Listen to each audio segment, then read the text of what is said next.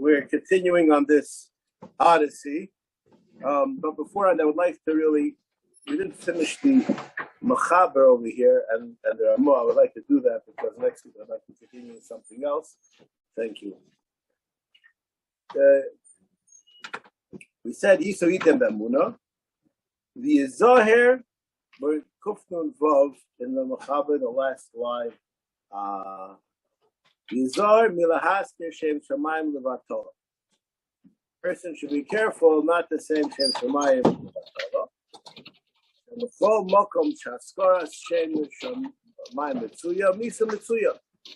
A person who is not careful and is going to shem shamayim levatol can brings around nisa.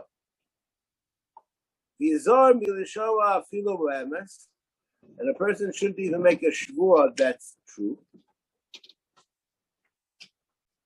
Because the shvua has in it the Shem Shemayim. How do I know this? He had 1,000 cities.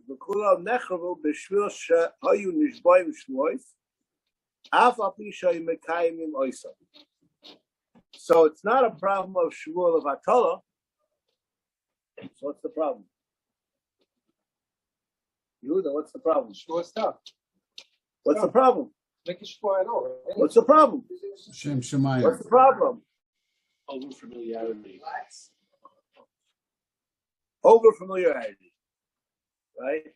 I would just like to say, the Beis Halevi, when he had to write a letter to Bishulei Diskin, who was a colleague of his, he would tremble for a half hour before that. Bishulei. Okay.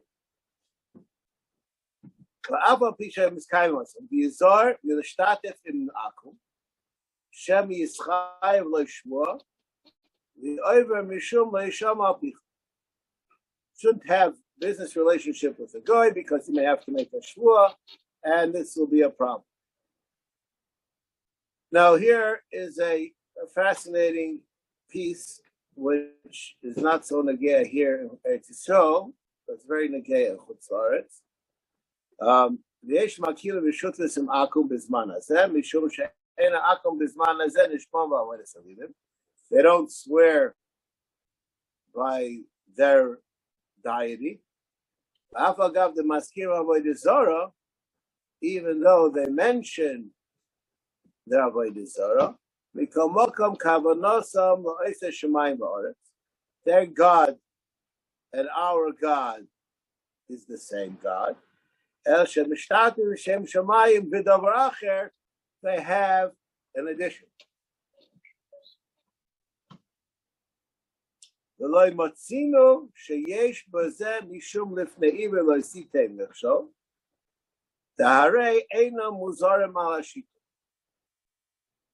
This is a very complicated statement.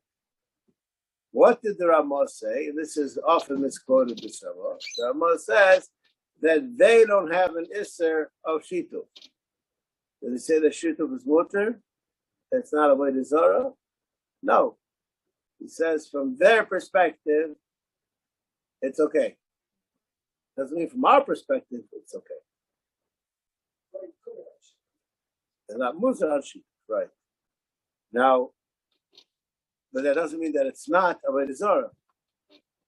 In there, for us. In the halacha for us or for them? For us or for them? Them. For them.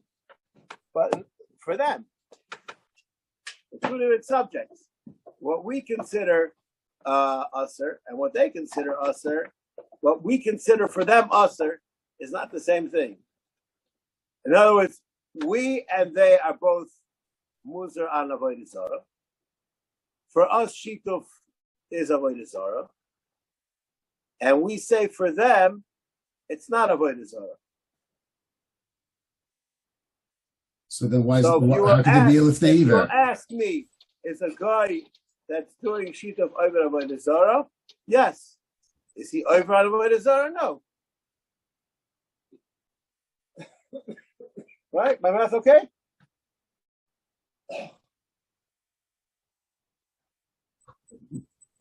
from my point of view, it's avodah zarah. Or my point of view is that if a Jew does it, it's avodah zarah. If he doesn't, it's not avodah zarah. For him. So that's what lifnei iver means. I can't cause him to do an avera, and he's not doing an avera. It's not an avera. What right. about for me? It's an avera. This is a story. I didn't really want to get involved in this. I thought I was maybe giving a shot of lifnei iver over here, but for me, it's an avera, and for him, it's not an avera. Let's say if a kohen would tell somebody else to be a shliach to go into Beis HaKvaros, and another person's a Yisrael.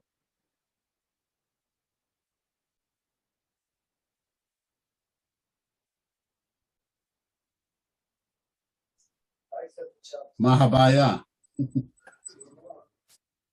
That question is irrelevant. In other words, obviously it doesn't work for other reasons. But I'll use that example. For me, it's permissible. This is negaya for makif and nikif. If you can have somebody who's not mitzvah, if they are going to, there's situations I can't remember all of them. That you can have it for one person, it's also the other person is not. Is there this maybe the look at your shlichus? I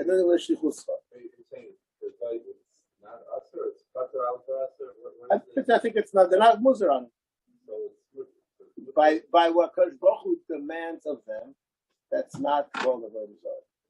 By Kodesh Baruch Hu demands of us, it is avodah zarah.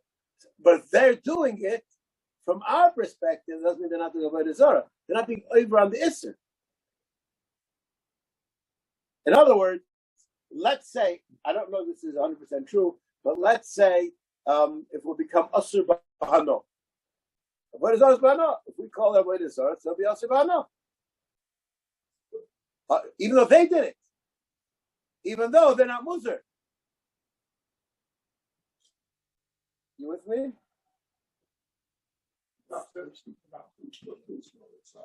Right now, Steve Lachel starts, yeah. If not mistaken, that's where Pracha was. Not mistaken.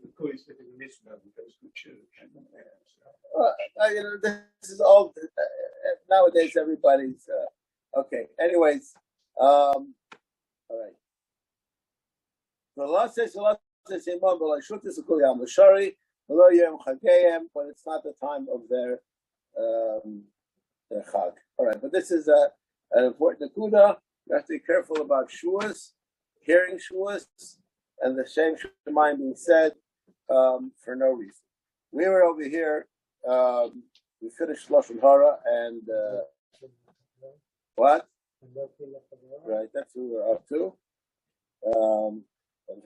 We finished up with Koch because I couldn't resist. All right, here we go. Now, I'd like to say something in defense of the comments. Okay?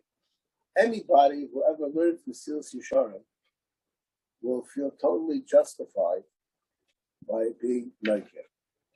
Mesilas Yesharim explains the sweetness of revenge.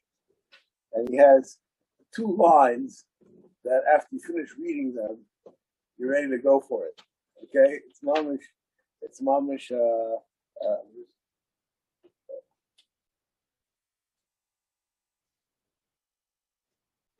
about 20 lines from the bottom, probably. Anyways, it's a salve to the soul, the sweetness of revenge, but it's still usher. Okay, no, it's not a Torah that says that you have a perverted pleasure. It's a wonderful pleasure. But I would just like to share with you a thought, which is not my thought. If you really believe that person can't do anything to you, so you have no reason to take revenge on him. Rabbi Avrohom Baruch says that if a guy hit you with a stick, so you wouldn't break the stick. Like, you break the guy's neck, maybe, but you'll break the stick. The stick did nothing wrong. So if you would believe that nothing can happen to you unless the Kodesh Baruch Hu let it, so your level of revenge would be downgraded. Okay? So we daven that our enemies should be destroyed, and we're davening that Hashem's enemies should be destroyed. We'll never daven our enemies. Always daven Hashem's enemies. Those who are against. Even in just in passing, I say Mach Shemo. That means because the Abishah wants to Mach Shemo. 100%. In his last will to son Shlomo, he commanded him to finish off the various people that had fought against God with curse. I want to tell you something from the most moving things that I read in the last year. I'd just like to say something about the way that Kadosh Baruch Hu runs the world. Kadosh Baruch Hu has an unbelievable sense of humor. Certain people that posthumously are given a lot of popularity, and in their lives they didn't have it.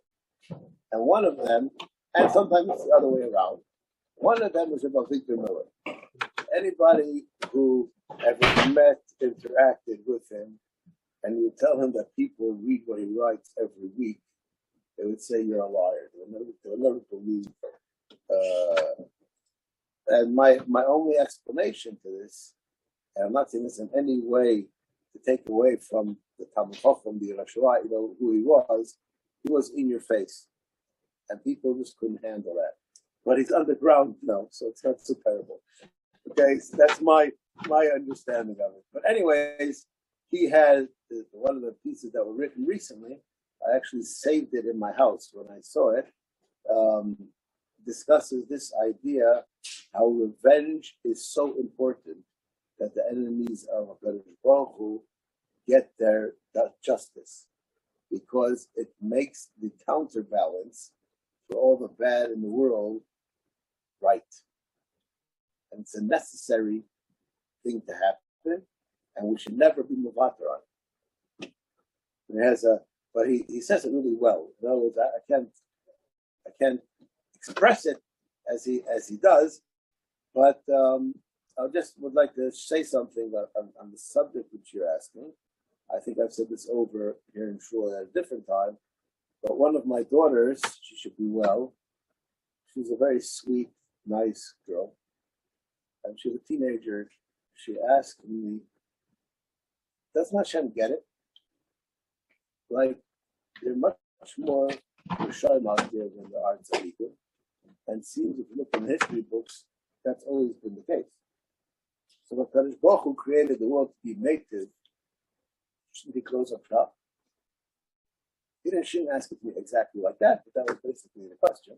Like the question? Anybody want to answer the question? Want to answer? Want to answer? That's a horrible answer. All you just said is that you're a believing Jew. There must be some. I don't even know who's You want? I'll tell you. I'm there. I'll tell you. There are many people we may doubt, but there are many people that we don't. I don't think that question, by and large, anybody would disagree with. Now, I want to just tell you. I want to show you something. Most people want to do good. Just their idea of what good is might be a little. I don't believe that's true. I think that most people are self-centered and they want it to be good for them. But that's how they justify whatever they do. But no, they don't want to do good. If they're good, then they want to do good. Good, what? I think most people want to feel good. They want to feel good, and so they do things that which make them feel good. But it's nothing to do with altruistic good. They feel good doing this quote-unquote charity. Right. There's a doctor from Detroit, Michigan, that he feels good when he kills people, take them out of their suffering. Right? People praise him for it. That's right. Okay. That's a wonderful thing, right? Because he feels good. So it's another father saying once he is a professional murderer that gets paid for his mercy. That's all. Anyway, it's just because he's skewed. What's it mean? He's not skewed. He thinks it's a good thing. Because it makes a buck. All right, listen, he does it pro bono. The bottom line is this question. My daughter asked this question, so I'm looking to it. And this question is asked by the greats of Jewish philosophy and Kabbalah.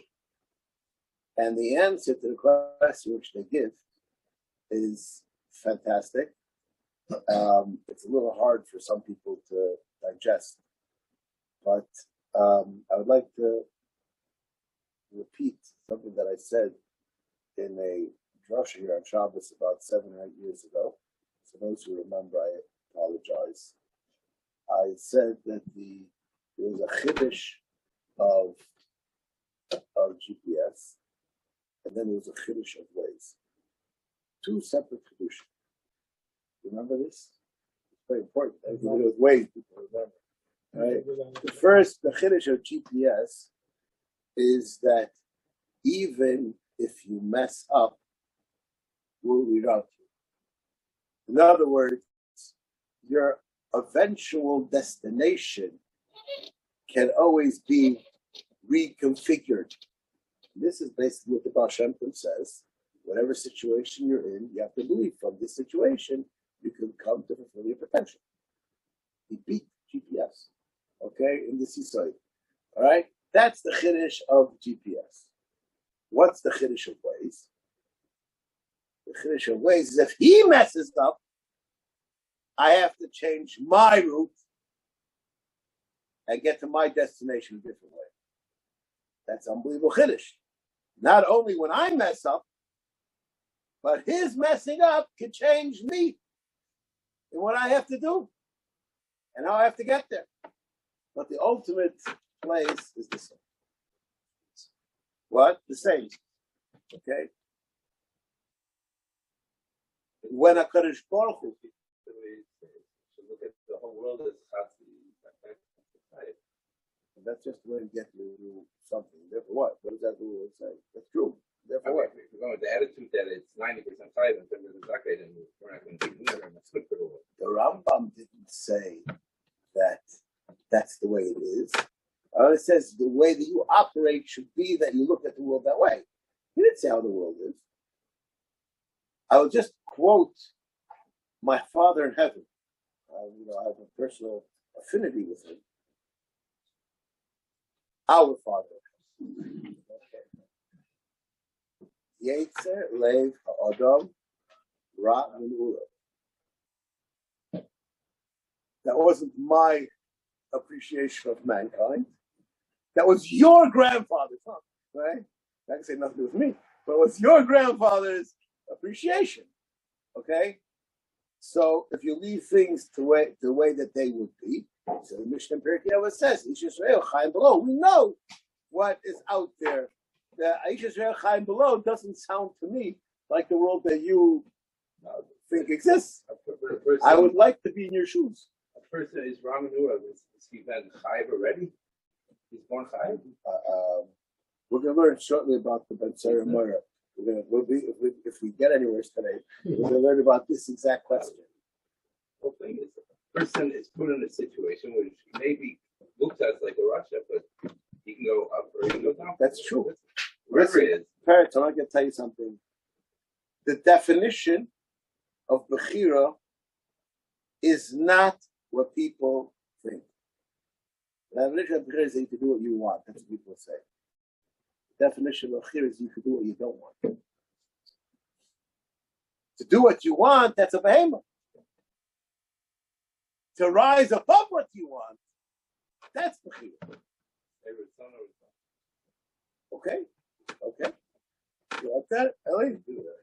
Okay, I'm happy you came. Okay. Anyways. So the Maram Mipana, he answers and he says that when the punishment of the Russia will happen, that will justify what is correct in the world, and that will be as clear a Kiddush Hashem as when a tzaddik has something good happen to him. So it's not that people are punished, and that's the end of it. No. That being punished is actually a Kiddush Hashem. And he goes on to explain. Yeah, that's not even a Rosh. There. That's why I spoke about this actually on Shabbos, and this really is based on a piece from Rabbi Avrohom that has to do with. I have no better word to use than like from Rabbi Schwab's favorite words: the awesomeness of God. That the minutest infraction could bring about the most amazing negative results. Yeah, that's Kiddush Hashem. And when the Russia gets punished, it's also Kiddush Hashem. Yes.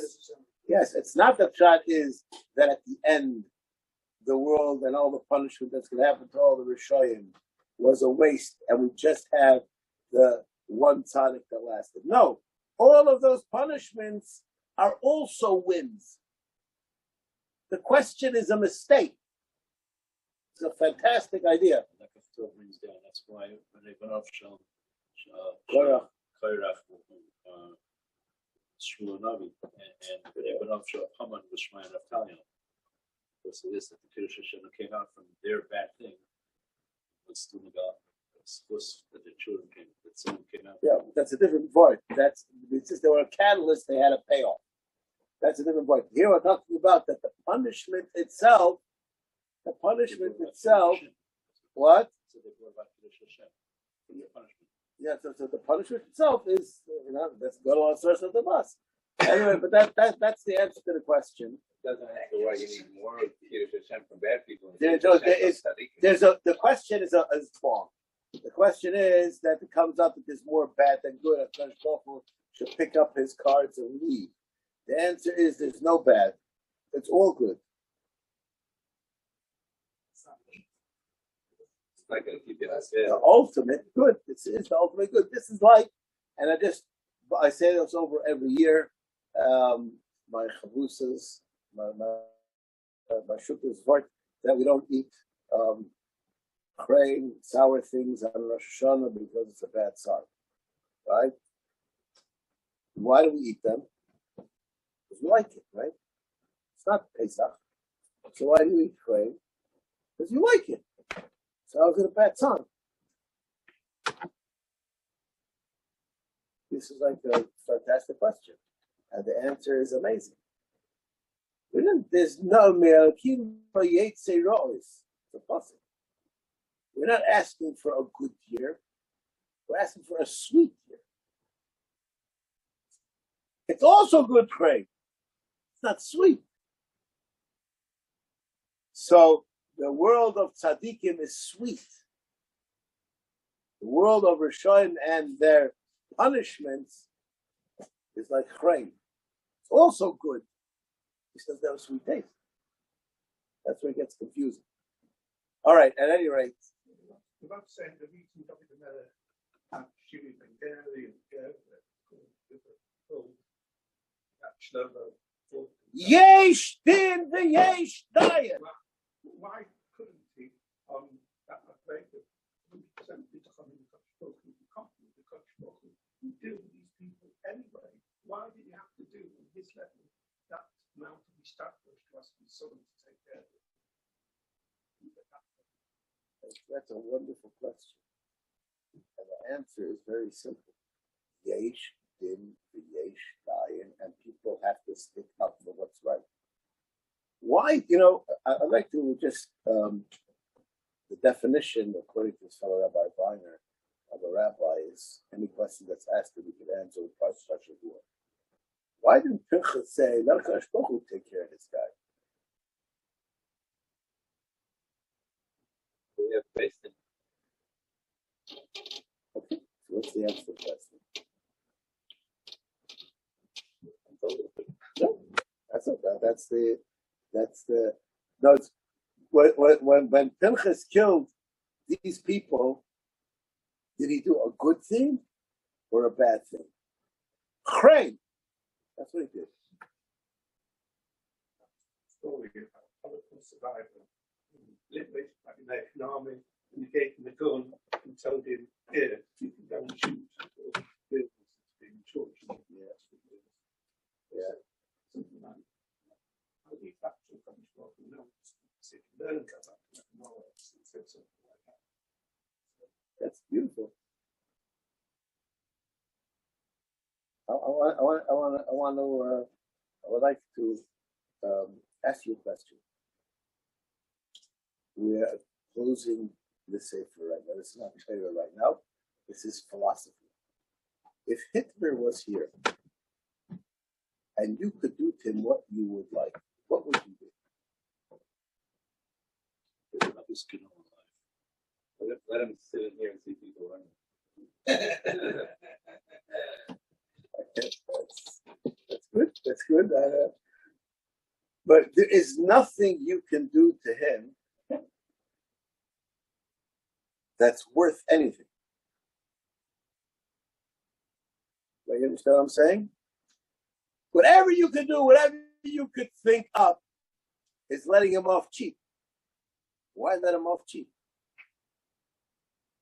Right, first, it's an amazing thought, right? And I believe that that's part of the reason that Kadosh Baruch Hu didn't let us get our hands on it. Okay? His debt cannot be paid up so easily with a measly death. Okay? He killed whatever people, and then he said, "Hey, I'll just share with you. A question my father, oh Shalom, maybe in heaven. I said, so if you were on the Bezdin that he came to, and he said he wants to be Megayer, would you be Megayer? Of course. Is that an amazing question? We understand probably what the Bezdin didn't know who he was because he wasn't on the bottom of or something. They didn't know who he was. But Lamaisa, he did tshuva. He did tshuva. He's saying the words, they had tshuva. Right? Hitler didn't do tshuva. When you are dealing with it, I would like to just answer your question. Who was the person who did tshuva? Rufus Rodden. He killed out all.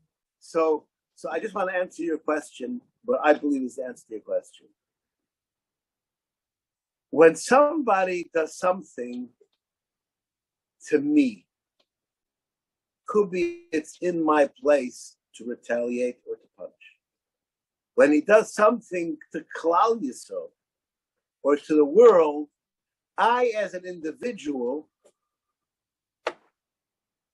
am not in a place to give the punishment that's here. That's not my job. That's not the job of the war survivor to kill off Germans. That's revenge. That's not justice.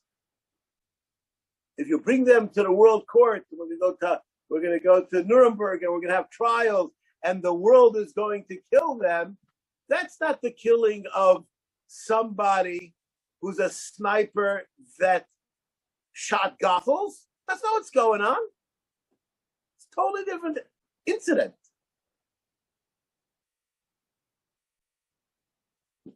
So that person understands it's not for me to do.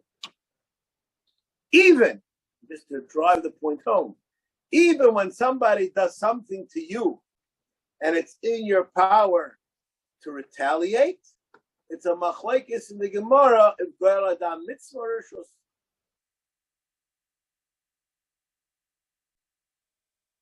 That's the person. All right. Anyways, enough of philosophy. It's entire. It's also important, right? But this is more important. All right, we're trying to discuss over here in the come. Anyways.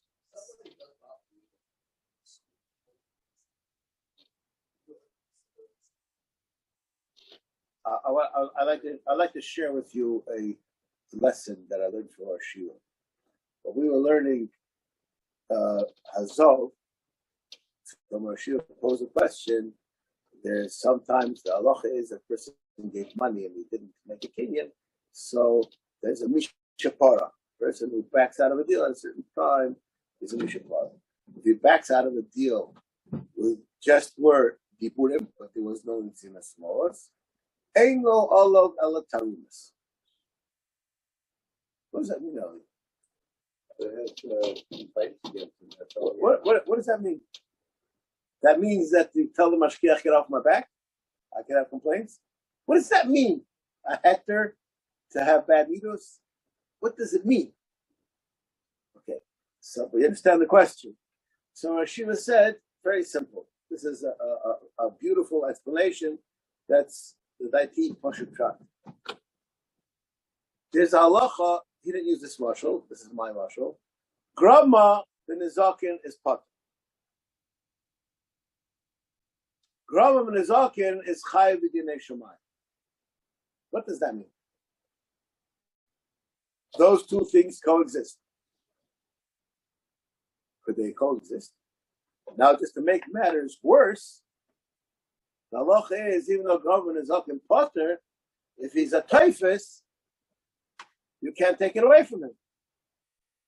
That means if you were going to be Nezek of $50, and you were in a store about to pay $50 or something, and I grabbed the $50 and I ran, and the video camera saw it, and when you come to bed and say, give it back, I say, he was a drama.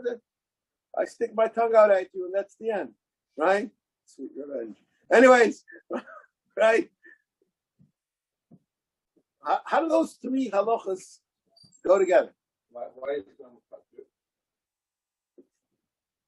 I just in my house got today safe with this thick. Serious today. That was a safe one, so I'll bring it into my house. Yeah. What do you mean? I don't understand the question. I'm assuming that it's partly because we don't know definitely if this guy is high in the day. No. Behind it, not that was wrong with it. We don't know. So no, that's has a cherry. Problem is not is I this example and I ripped it up and now you can't collect anymore.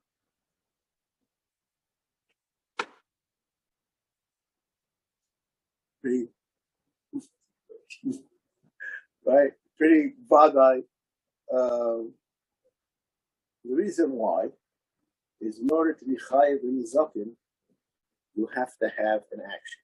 And I'll use this example. This is one of my favorite modern examples. There's somebody that we don't like. His name is Karach. And Karach put his cell phone down over here. I know Karach's number. And I know it's on vibrate. I call him.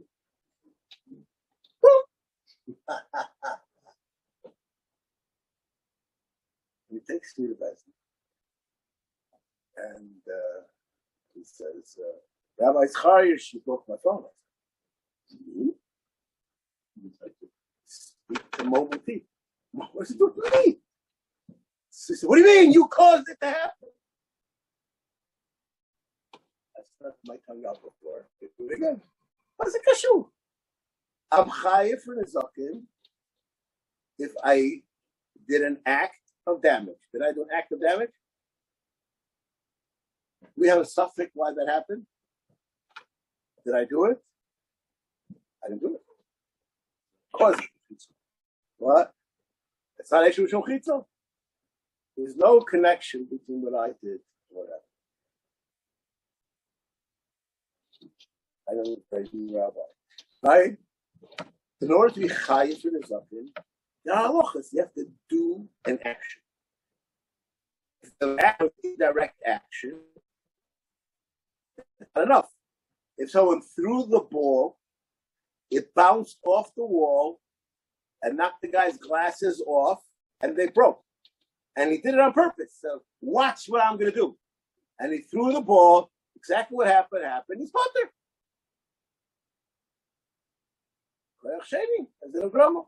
We have no suffix what happened, but he's not related to the Maisa directly enough that we can nail. He did it, but not directly. So the halacha is down here, that's not called an action. In Shamayim, that's an action. Just like in Shamayim, you could be chayiv for your machshava. In Shamayim, you can be chayiv for your grama. There, the scale of what's included in that what you did is different. So, did I finish? Okay. So but the chiyuv is there. It's not great enough that we can extradite money. Just like the Makom Safek, the Muchsik wins. Even if he's a Shema and the other guy is a Vadai, if he doesn't have a Raya, he can't take it out. There are laws to remove money from a Muchsik. You need to have a certain amount of force. And Groma doesn't have that force. So, B'dinei Adam, you're potter. B'dinei Shem, you're chayev. Mo pashut. Now, but is he really chayev? Of course he's chayev. Of course he's chayev. We just can't be mechayev him. But of course he's chayev. So if he was tofus, and now the money is already by the nizuk, can't take the money. Because it was chayev, we couldn't remove the money. But now once it's here, okay, so far so good. Tarumis means you have a taina in Choshen Mishpat. But the taina in Choshen Mishpat is not enough to create a din. Mutter liyos tarumis alav means that you have a taina in Choshen Mishpat. And the guy owes you something. It's just not enough that we can create an extraction of money. Or even a curse of a mishapara. But there's something there. Okay? That's Choshen Mishpat. Just not everything in Choshen Mishpat is also, it has to accumulate to a certain point in order to tip the scales to have something happen, and Tarumas doesn't get there. It's not just that you don't have to say Slach Lanu for having bad machshavas against the guy. It means that you have a right to have a complaint. The guy did something to you. And yes, it's in place that he should ask you Mechila. Because he wronged you financially. Okay?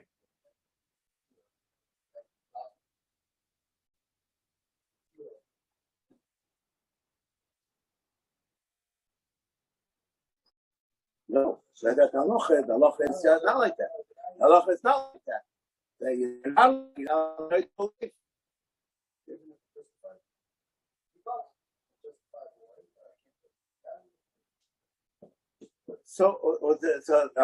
This really needs to be discussed because it says the Mishnah Berurah actually is going to discuss it. Maybe I thought we're going to finish a simon this week, but it says that Talmud Chacham is mechuyev to be noikim l'noikim. A regular person is also to be noikim l'noikim. This needs explanation. Why should Talmud be different? I'll just share with you what my 12th year Rebbe said. Okay? You punched me in the nose, so perhaps I could punch you back. You deserve it. Say it. Let's say you punched him in the nose. So I could punch you in the nose because you deserve it. If I punch you in the nose harder when you punched me than when you punched him, that personal aspect apostles the whole thing. Understand what I just said? Now, perhaps when a regular person is like him or neiter, who is he? Who's the locomotive? Me. That's us. The Talmud Chacham, that guy deserves to be punished. When a child, cholila, will hit his parent, and the parent will, in turn, punish the child. I don't want to say what he did because I can get arrested. Anyways, and the punishes his child. Is that nekama? Well said. Why not? Because he deserves it. I did it to you. We hope, as he said. We hope, right? So there we can have that the guy did something and he's getting it back. It doesn't have to be nekama. What is the locomotive that's forcing you to do this? That could change. All right, I guess we'll let Shem get there.